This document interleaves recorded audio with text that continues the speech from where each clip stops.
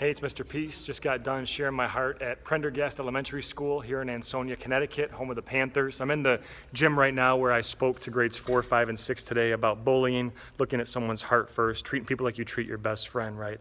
And it's so important that we do this, that we are able to see somebody for their heart first as big as their fist, because if we let this love, peace, compassion, respect fully enter into here, we can turn this into this.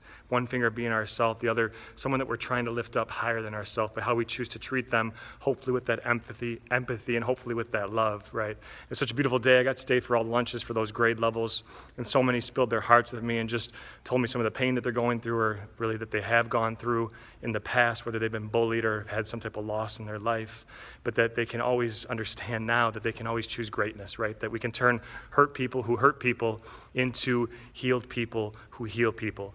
And yes, it takes a lot of courage to be able to see somebody for their heart first and see somebody for this too. We talked about the M in all of our hands. With the lines of our hand, we all have the letter M. That M stands for miracle. Just like the shirt here, M for miracle on the front, W upside down for worthy on the back, that we're worthy of love to both give it and receive it, and know that we can be that light to someone's heart.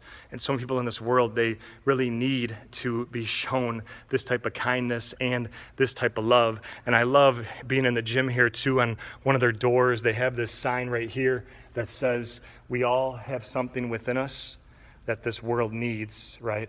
And what it needs is more love, right? It says we are love right outside of the school too.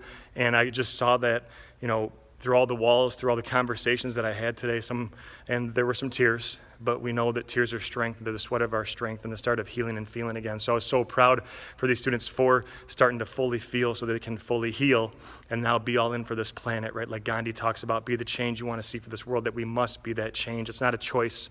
We have to show that kindness. We have to always show that love. So thanks again for touching my heart.